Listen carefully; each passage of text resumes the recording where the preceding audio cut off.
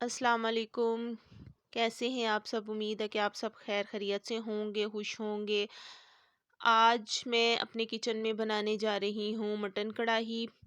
जो लोग न्यू हैं वो मेरे चैनल को सब्सक्राइब करें और मुझे बताएं कि आज की रेसिपी आप लोगों को कैसी लगी है। सबसे पहले मैंने 1 kg मटन लिया है। हड्डी वाला मैंने लिया है। इसको मैंने धो के अच्छी तरह साफ़ कर लेना है। उसके बाद मैंने एक कढ़ाई ली है जिसमें मैंने 1 कप कुकिंग सरसों का ऑयल डाला है। आप जो घर में ऑयल यूज़ करते हैं आप वो इस्तेमाल कर सकते हैं। उसके बाद मैंने एक अदद बड़े साइज़ का प्याज लिया है, वो मैंने इसमें लाइट ब्राउन करना है। लाइट ब्राउन जैसे ही हो जाएगा 2 टेबल स्पून मैंने इसमें लहसुन अदरक का पेस्ट डाल देना है। लहसुन अदरक का पेस्ट डाल के मैं इसको भी फ्राई करूँगी। प्याज के साथ ही इसको भी आपने हल्का सा ब्राउन करना है, ज़्यादा ब्राउन नहीं करना है। जैसे ही ये हल्का सा ब्राउन हो जाएगा, 2 अदद छोटे साइज़ के टमाटर थे वो मैंने इसमें डाल लिया है। अगर आपके पास बड़े साइज़ के हो तो आप एक भी डाल सकते हैं। टमाटर डाल के मज़ीद मैं इसको 1 मिनट के लिए भून लूँगी। फ्लेम आपने नॉर्मल रखना है, ना बहुत तेज़ करना है ना बहुत स्लो करना है। 1 टीस्पून मैंने अब इसमें डाली है सुरख मिर्चें। हाफ़ टी स्पून मैंने हल्दी डाली है और 1 टीस्पून ही मैंने नमक डाला है। नमक आप अपने टेस्ट के मुताबिक कम या ज़्यादा कर सकते हैं। अगर आप स्पाइसी खाना खाते हैं तो आप एक की बजाय 1.5 टीस्पून मिर्चों का कर लें। जैसे ही मैंने ये मसाला भून लिया है इसमें मैंने मटन डाल देना है। मटन डाल के फ़िलहाल मैं इसमें पानी नहीं डालूँगी।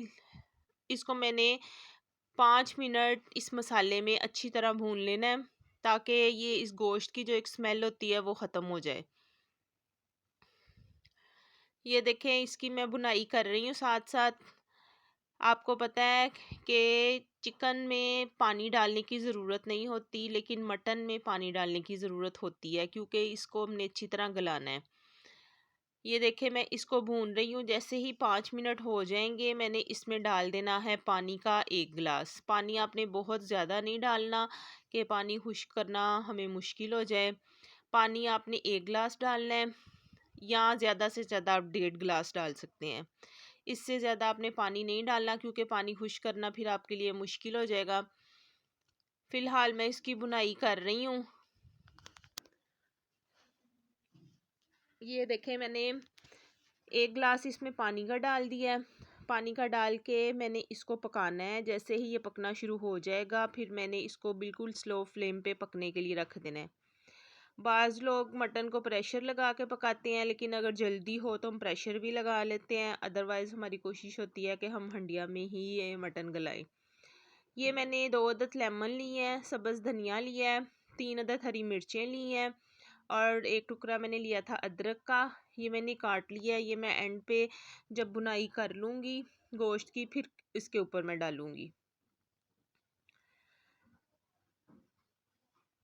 ये देखें अब मैं इसको चेक करने लगी हूँ कि ये अच्छी तरह गल गया है कि नहीं। बिलफ़र्ज़ आप की हंडिया में पानी खुश्क हो जाता है और गोश्त ना गला हो तो आप गर्म पानी मज़ीद आधा गिलास डाल सकते हैं। ये गोश्त अच्छी तरह गल गया था। इसको मैंने भून के बिल्कुल स्लो फ्लेम कर दिया है। अब मैंने जो कटा हुआ अदरक था वो डाला है, 2 अदद लेमन जो थे वो डाले हैं, हरी मिर्चें डाली हैं। लंबे रुख की काट के मैंने अदरक और हरी मिर्चें डाली हैं। ये मुझे ज़रा खूबसूरत लगती है इस तरह कटे हुए। साथ में सब्ज़ धनिया जो रखा हुआ था वो मैं इसके काट के डाल दूँगी और इनको मिक्स कर लूँगी और फ्लेम कर दूँगी बंद। ढक्कन इसका लगा दूँगी ताकि ये जो चीज़ें डाली हैं, जो सब्ज़ियाँ डाली हैं उसका फ्लेवर जो है वो गोश्त के अंदर आ जाए। ले जी मज़ेदार सी ये मटन कढ़ाई रेडी हो गई है। आप इसको बनाएं, इंजॉय करें और मुझे फ़ीडबैक दीजिएगा कि मेरी आज की रेसिपी आप लोगों को कैसी लगी है। मेरी वीडियो बगैर स्किप किए देखें ताकि पूरी रेसिपी आप लोग देख सकें और मुझे फ़ीडबैक दे सकें। मेरी कोशिश ये होती है कि मैं आपके लिए अच्छी से अच्छी वीडियो बनाऊं। अपना बहुत ज़्यादा ख्याल रखिए और मुझे दुआओं में याद